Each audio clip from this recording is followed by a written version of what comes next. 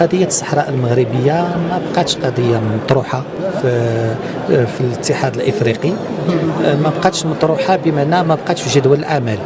ولا لاحظتوا حتى في النقاش أمس يمكن دولة واحدة اللي هضرات عليها، وهي دولة كانت منتظرة أنها تهضر عليها، والدول الأخرى كتشوف شنو هي المشاكل الحقيقية للقارة الإفريقية، بدل أننا نبقى في بعض الإرث ديال مرحلة أخرى وفي اجترار بعض المواقف اللي عفى عنها الزمن، واللي اليوم القارة الإفريقية كتشوف الأمام.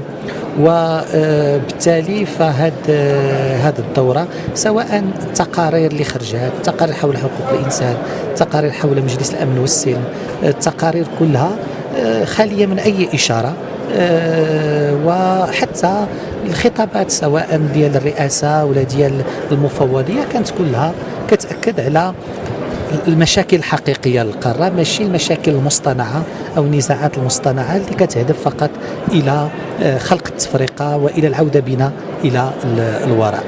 إذن فهي دورة اللي بتعليمات من جلالة الملك محمد السادس تميزات بواحد المشاركة مكتفى للوفد المغربي، وتميزات كذلك بحال اللي كتشوفوا بالتدشين هذه الهدية اللي قدمت المملكة المغربية للمقر الاتحاد، واللي كتعبر على التراث المغربي الأصيل ودوره في كمكون أساسي للتراث الإفريقي بشكل عام. الدورة كذلك تميزات من منظور المغرب برئاسته لمجلس الأمن والسلم لشهر فبراير، وتقديم المغرب باسم أعضاء المجلس للتقرير حول الوضع في القارة الإفريقية. وهذا التقرير كان فيه بعض الإشارات قوية على أن أولا الجماعات الانفصالية ودورها وعلاقتها بالجماعات الإرهابية كلها كتخلق تحديات للقارة الإفريقية، واللي كتحتاج اليوم واحد المعالجة شمولية. كذلك في هذا التقرير حول الأمن والسلم في القارة الإفريقية كاينه المبادرة الملكية الأخرى المرتبطة بمنح دول الساحل الوصول إلى المحيط الأطلسي، واللي كتجي كذلك كإجابة على التحديات الأمنية والاقتصادية اللي كتعرفها منطقة الساحل، واللي من خلال هذه المبادرة جلالة الملك كيقدم جواب في إطار التضامن، في إطار النظرة المتفائلة إلى مشاكل القارة، وفي إطار إعادة منطقة الساحل إلى وضعها الطبيعي كحلقة وصل بين شمال وجنوب القارة الإفريقية، بين الشرق وغرب القارة الإفريقية.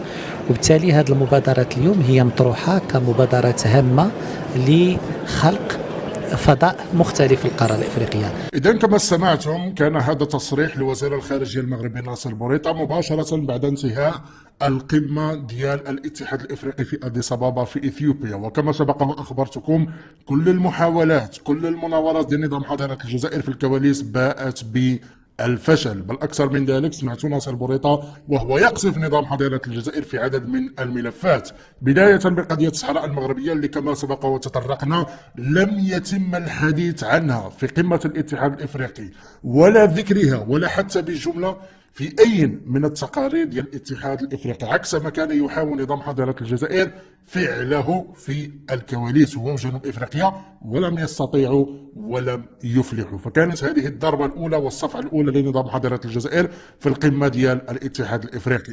الملفات الأخرى بطبيعة الحال كما قال ناصر بوريطة متعلقة كذلك بمجال الأمن والسلم في القارة الإفريقية، حيث مجددا المغرب يربط ما بين الجماعات الإرهابية والجماعات الانفصالية، ما يعني على أن مرتزقة البوليزاريو الطريق نحو تصنيفهم كجماعات إرهابية مستمر، وسوف نصل لتلك المرحلة حيث سوف يتم تصنيف مرتزقة البوليزاريو كتنظيم إرهابي. هذا من جهة. كذلك تم التطرق بشكل مكثف سواء في أروقة الاتحاد الإفريقي ولا في القمة ديال الاتحاد الإفريقي إلى المبادرة المغربية ديال المنفذ الأطلسي مع دول الساحل والصحراء. هذا المبادرة اللي ليست فقط دول الساحل اللي مهتمة فيها، وإنما كذلك حتى دول أخرى عبرت عن اهتمامها بهذه بالمبادرة المغربية الهامة وبهذا المشروع المغربي الهام. فالاهتمام داخل الاتحاد الافريقي والقمة ديال الاتحاد الافريقي كان منكب على المسائل ديال السلم، على المسائل ديال الاقتصاد، على الامور ديال التنمية، فبالتالي تم تجاهل كليا كل البكائيات والعويل والصراخ ديال نظام حضارات الجزائر. عافاكم ما تكلموا لينا على مرتزقات البوليزاريو، هادشي اللي كانوا كيحاولوا يديروا الوفد الجزائري في الكواليس. عافاكم ما قالوا شي حاجه على البوليزاريو. في نهايه المطاف لا رئيس المفوضيه ديال الاتحاد الافريقي تكلم عليه، لا الرئيس الجديد ديال الاتحاد الافريقي تكلم عليه اللي هو الرئيس الموريتاني الغزواني، ولا اي جهاز داخل الاجهزه ديال الاتحاد الافريقي تكلموا على مرتزقات البوليزاريو وعلى داك الشيء اللي كان باغي نظام حضارات الجزائر يتكلموا عليه. بل لم يتم ذكر قضية الصحراء المغربية بأي شكل من الأشكال، وهذه صفعة كبرى لنظام حضارات الجزائر اللي في السابق قبل عودة المغرب إلى الاتحاد الإفريقي كانوا يستغلون منابر الاتحاد الإفريقي، من بينهم مجلس الأمن والسلم الإفريقي كما أقول دائما، هما وجنوب إفريقيا، باش أنهم يتطاولوا على المغرب، باش أنهم يحرضوا ضد المغرب، باش أنهم يحاولوا يحققوا شي حاجة لمرتزقات البوليزاريو. لكن بعد عودة المغرب وبعد بطبيعة الحال انتشار نفوذ المغرب الكبير والواسع داخل أروقة الاتحاد الإفريقي، أصبح من الصعب جدا على أي مكان أنه يذكر قضية الصحراء المغربية داخل أروقة الاتحاد الإفريقي، وهذا اللي كان خدام عليه المغرب طوال السنوات الماضية. والآن خصنا نخدموا على القضية ديال طرد مرتزقات البوليزاريو من الاتحاد الإفريقي. المسألة اللي هي الأخرى جاية في الطريق عاجلا أم آجلا، غادي نوصلوا لهذه المرحلة كذلك. نظام حضارة الجزائر عارف هذه المسألة جيدا، لذلك هو يصرف الأموال الطائلة من أجل أن يؤخر أو يؤجل مسألة طرد المرتزقة من الاتحاد الإفريقي. المسألة اللي مهما أجلت ومهما يعني حاول على أنه يأجلها، إلا أنهم غادي يوصلوا لهذه المرحلة ديال طرد المرتزقة من الاتحاد الإفريقي، لأن مسار إصلاح الاتحاد الإفريقي هو ذاهب في المسار الصحيح. في نهاية المطاف غادي طردوا هذه المرتزقة وغادي يتم التصنيف ديالهم كتنظيم إرهابي عاجلا أم آجلا. إذا ناصر بوريطة كما شاهدتم قصف نظام حضارات الجزائر بشكل غير مباشر في عدد من الملفات، منه حتى الملف ديال هذيك الهدية ديال المغرب اللي قدمها للاتحاد الإفريقي، اللي عبارة عن نافورة مغربية مزينة بالزليج المغربي. وطبيعة الحال هذا قصف غير مباشر لهذوك مساخات الوالدين اللي جالسين كيطبعوا الزليج في التيشيرتات ويقول لك الزليج ديالهم الاصل هو اللي عندهم، في حين ما عندهمش ورشة واحده لصناعه الزليج. ما غاديش تلقاو عند الهوكيين، فيما الاصل ديال الزليج راه معروف فين كاين.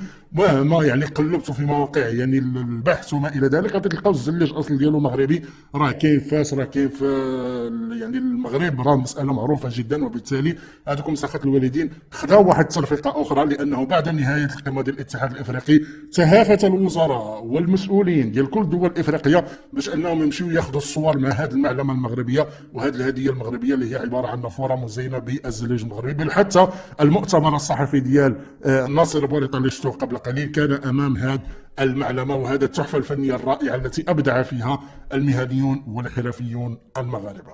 متابعينا الكرام، اراكم في فيديو قادم.